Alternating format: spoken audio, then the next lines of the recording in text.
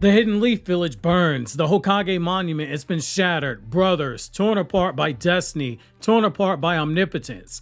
But this isn't some far off future anymore. It may have already begun to start happening. All because Boruto told Kawaki something that he was never meant to know at this point in time. Something that Kashin Koji did not want shared at this very moment. In one instance, one choice by Boruto may have created a monster even more dangerous than Jura, and the irony, Boruto had good intentions. He did it to save the world, but as the expression goes, the path to hell, it is paved with good intentions. Join me in today's newest Naruto Explained video where we're going to take a look at why Boruto may have accidentally doomed Konoha's destruction in his quest to take down Jura, potentially sooner than Kashin Koji planned for Jura to be defeated, and how Boruto is set to learn a very important lesson when it comes to being a singularity of fate. Also, if you haven't already, don't forget to check out the chapter review for Boruto 2 Blue Vortex Chapter 23. We got the review up a couple of days later than expected, so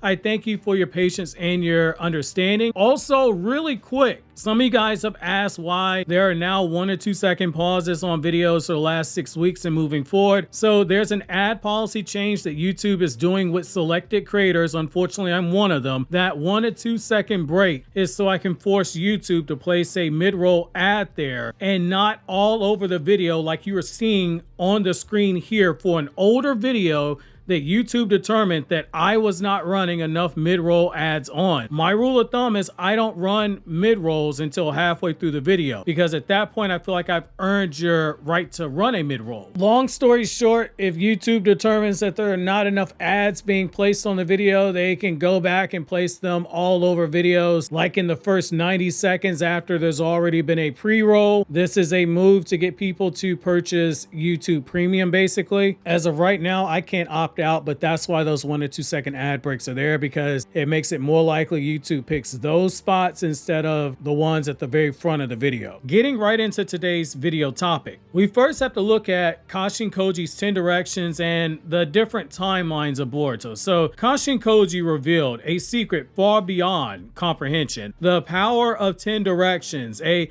divine insight into seeing multiple possible futures, all viewed simultaneously. But there's a catch. These are not fixed prophecies. These are projections that can collapse if those who know them deviate from the different paths that Koji saw. Follow the vision exactly is basically what Kashin Koji has been warning Boruto, or you risk nullifying everything. He placed that burden on Boruto, a singularity of fate, saying that they are supposed to guide the world down the path where Jura can be defeated, by doing so from the shadows, following a very strategically put in place plan by Kashin Koji. Kashin Koji, a being who is capable of turning one future into reality if they follow his plan. Koji gave Boruto the map, told him he is the linchpin to making this happen.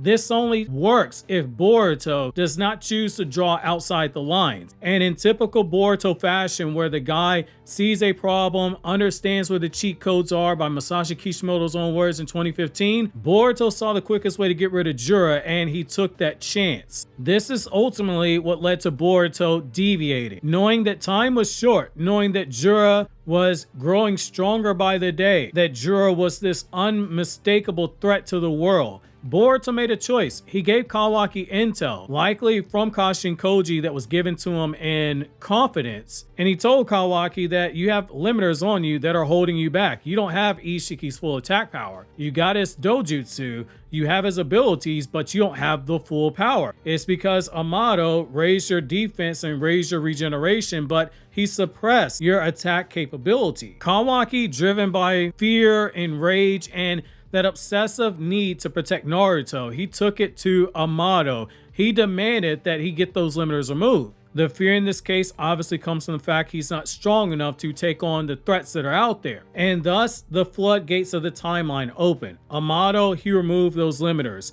Kawaki now wields Ishiki's full destructive might far earlier than Kashin Koji ever foresaw. And if we take Kawaki at his words, he told Amato, use whatever methods, scientific, and otherwise being a hint potentially at Shibai cells that Kawaki knows Amato possesses. He wanted his power level raised exponentially, and this creates a future branch that never existed before now. It is real, and it's already warping the timeline. Hence we saw Kashin Koji basically receive that DLC patch update midway through his conversation with Ada. This is why we have Kawaki confronting Jura with those enhanced powers, and doing so with a brutal efficiency where even Jura is asking himself, how did Kawaki get this strong this fast? In the short term, it looks like it's gonna work. Kawaki now possesses the strength when combined with Boruto to take down Jura, just as Boruto said, I'm gonna need your help to take this guy down. That Shinju invasion, it is being forced to get put on hold. If you can chop the head off the snake, the rest of them should fall. And Amato himself, he's terrified. He doesn't have leverage over Kawaki anymore. Kawaki has all the leverage.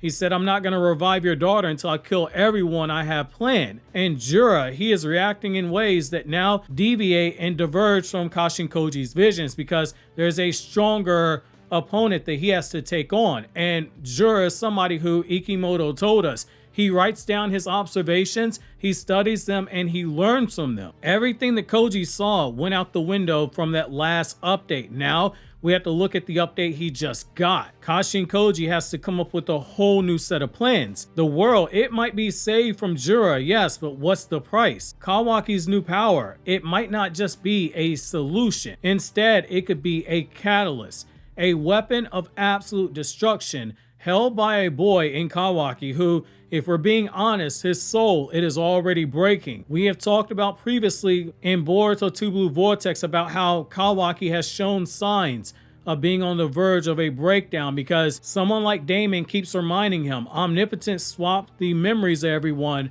of Boruto and Kawaki. You're able to take advantage of that. But that lie about Naruto being dead, Omnipotence has no bearing on that. People can figure out you're lying.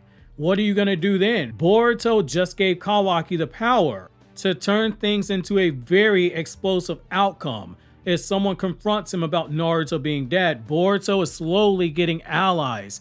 There are some who are slowly waking up to the fact that Kawaki might not be Naruto's real son. The next logical conclusion is to sit there and wonder, is Naruto truly dead? If we go back to what Boruto told Kawaki, he said that Konoha does not need a civil war. That is why he did not tell people the truth about Omnipotence. Shikamaru knows, Kawaki doesn't know, Shikamaru knows, but that's why Boruto did what he did. It goes back to what Sasuke told Boruto in chapter 69 of Boruto Naruto Next Generations, which is that he would be willing to take on the hatred of the village and that it shouldn't be Kawaki. Boruto, in so many ways, is attempting to do what Sasuke said he would have done in Boruto Part 1. This brings us to the flash forward sequence. Boruto versus Kawaki, Konoha in ruins, and Boruto solemnly looking at his karma, looking at Kawaki asking, was this the only possible outcome? We have always asked ourselves, how did we get to this moment? How did things spiral to this point? This might be one of the catalysts that sends us rocketing down that road. Remember that flash forward sequence? Think about it.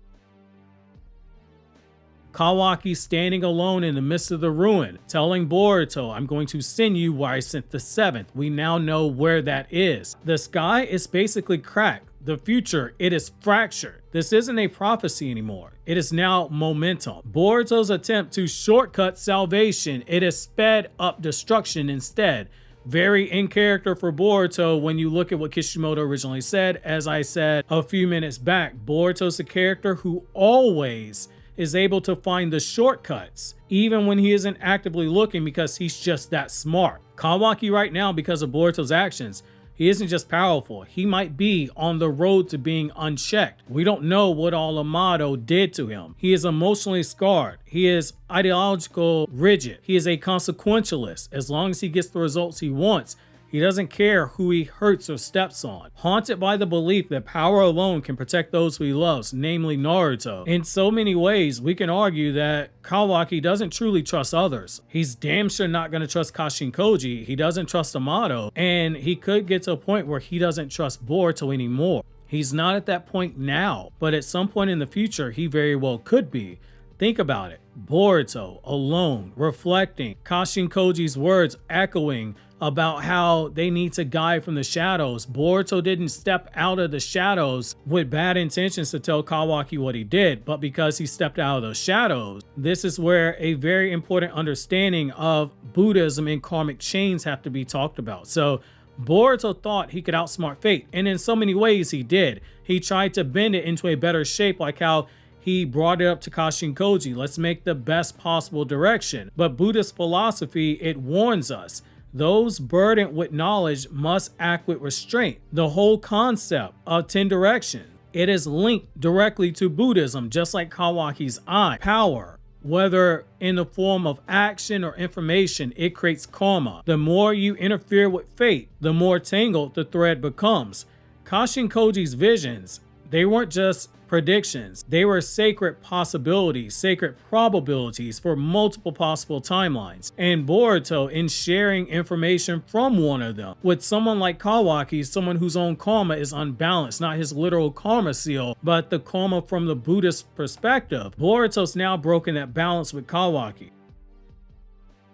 This is the curse of being a singularity, to know, to choose, and to live with the weight of the choices that are made, even if they destroy everything that it is that you love. I also want you to think now about Boruto's determination, how he remembers Kawaki as a brother. That is a key tenet to Boruto's character, very much so like what we see with how Naruto was able to loosely adapt elements of Journey to the West, which inspired Dragon Ball. Boruto is also adapting loosely some of the elements of Journey to the West. Boruto's Journey to the West is Kawaki as a brother, just as how Naruto's was with Sasuke as a brother. And that's the tragedy. That's the hope. Boruto does not regret saving the world. If he had to make the same decision over again, he would do so. The only thing is that he might come to regret that he might have condemned Kawaki. And what I mean by this is that to Boruto, this was never about killing Kawaki. People like Shikamaru have said, hey, if this was me, I would kill Kawaki. I would tell everyone about the truth about Naruto, and I would want justice. Boruto has never wanted that, and Kawaki is starting to understand that. It was always about reaching Kawaki. It was always about fixing things as brothers, not as enemies. Even if Kawaki does become a weapon that results in Konoha's destruction, Boruto will never fight him with hatred. He'll fight him with understanding. He'll fight him with love and compassion. And in using that understanding and using that love and using that compassion, Boruto is going to try to reach Kawaki and heal Kawaki and do the very thing that he told Shikamaru, which is reach Kawaki and get him to release Naruto of his own free will, of his own volition. Boruto, I want you to think of him in Kashin Koji's shoes, looking at multiple possible futures, now looking at a ruined future, but stepping forward anyway. Kashin Koji saw one path towards salvation and he wanted to stay on that one path. But Boruto, he saw a future where he does potentially save everything. But as he told Kashin Koji, if there's any timeline where he's supposed to kill Kawaki, he is never going to do it. Boruto wants his cake and to eat it too. He wants Jura defeated, but he also wants a path to forgiveness for Kawaki. He's not the same as Otsutsuki. He's not the same as someone pragmatic as Kashin Koji. Beings who abuse knowledge and power for control, beings who follow in the form of Kashin Koji, things from an absolutist mindset. Boruto is a very fluid character. Boruto bears that power, but he also walks in humility, and maybe that might be the only way to save Kawaki, not by fighting fate, not by running from it, but by accepting the consequences of what it is he's just done and choosing compassion in spite of them. Boruto does not care if the cross he has to carry gets a little heavier, if it means that he is able to save his brother in the end. It reminds me of a quote that I heard from one of my professors in college. Fate is not a weapon. It is a test. Boruto may have saved the world from Jura, particularly if